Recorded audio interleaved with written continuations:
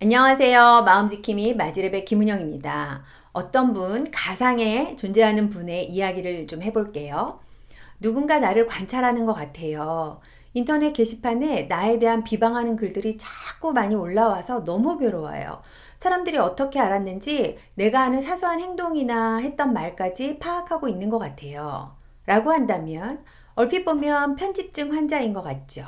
이런 경우에 이제 망상까지 갔는지 아니면 그런 경향성이 있는지 이 정도는 좀 구별을 하셔야 될 텐데요.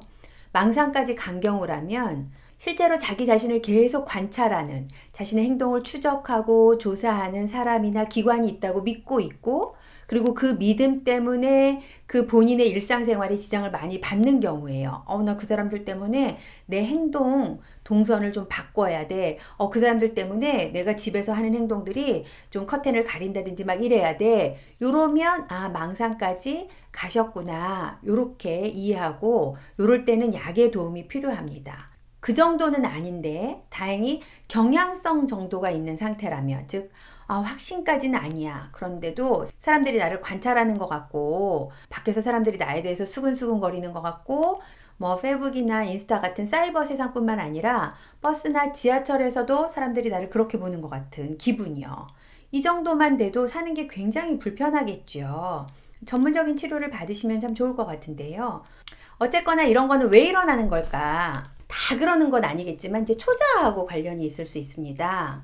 내 안에서 너무 무서운, 싫은, 내가 내 자신을 용납하지 못하는 모습이나 그 감정을 밖으로 던지는 걸 투사라고 한다고 투사편에서 말씀드렸었지요. 근데 투사는 정말 우리가 무의식적으로 많이 사용하는 심리적 방어 기제입니다.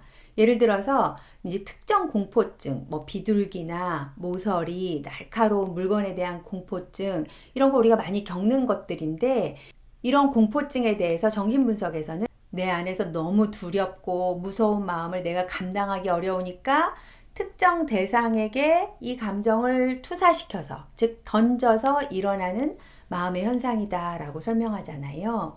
앞서 예로 든 경우에는 어떤 투사가 일어나는 거냐면 실제로 자신이 하는 행동이 들킬까봐 너무 무서운 거죠.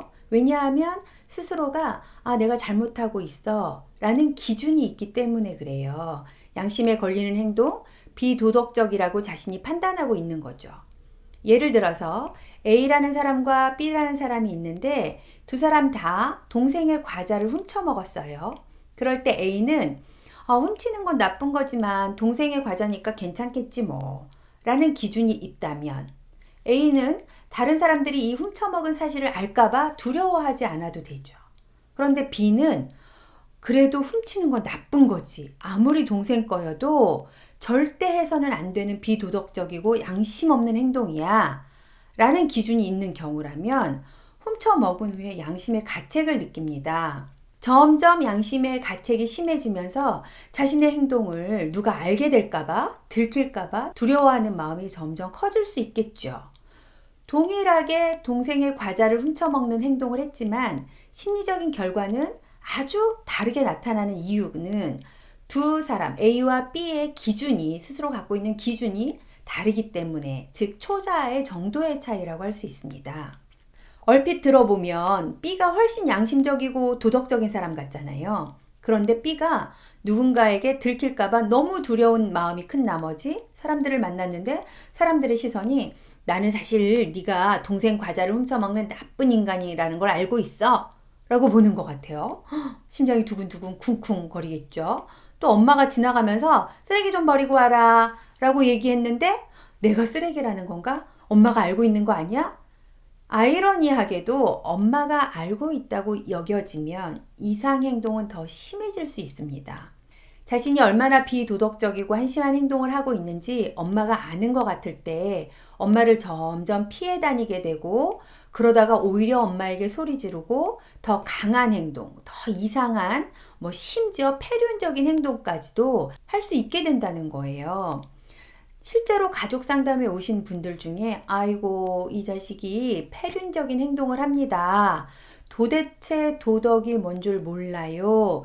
이러시는데 자녀 이야기를 조용히 듣다 보면 스스로 용납할 수 없는 한심한 내가 들켜지는 것 같아서 너무 괴롭고 그 괴롭고 미칠 것 같은 마음이 조절되지 않을 때 가까운 가족들에게 아주 이상한 행동이 나오게 된다는 거죠. 정말 역설적으로 자신에 대한 도덕적인 기준이 아주 높은 경우가 되는 거예요. 내 기준과 맞지 않는 일들이 내 삶에서 일어날 때 이 감정을 좀 투사시켜서 내 행동이 달라지는 또 다른 예가요. 어린 시절에 성폭행을 당했어요. 그럼 내가 더럽혀졌다고 내가 생각하는 거예요. 남들은 그렇게 생각하지 않죠. 그런데 내 기준이 내가 더럽혀졌어. 이렇게 있으면서 사람들이 내가 더럽혀졌다는 걸 알면 어떻게 하지? 아이고 무서워. 이렇게 됐죠. 청소라도 깨끗하게 해야겠어. 이러면 청소 강박, 청결 강박으로 가기도 하고요. 이런 것도 일종의 초자아와 투사로 일어나는 행동의 예라고 볼 수 있겠습니다. 제가 강조해서 말씀드리고 싶은 건 남들이 나를 그렇게 보면 어쩌지? 혹은 다른 사람들이 나를 그렇게 볼 거야 라는 상당 부분은요, 나의 기준, 내 본인의 기준에서 나온다는 겁니다. 나의 기준이 강하고 엄격할수록 이런 투사는 더 강하게 일어날 수 있다는 거. 그래서 본인 스스로도 이해되지 않는 행동들이요, 때때로 나오면서 스스로 또 좌절하는 거예요. 내가 어떻게 이런 행동까지 할 수 있지? 내 기준에 너무 미치지 못하는 행동들이죠. 악순환될 수 있습니다. 그리고 내 기준으로 사람들이 나를 그렇게 보고 있을 거야 라는 생각들은 좀 점검해 보셨으면 좋을 것 같습니다.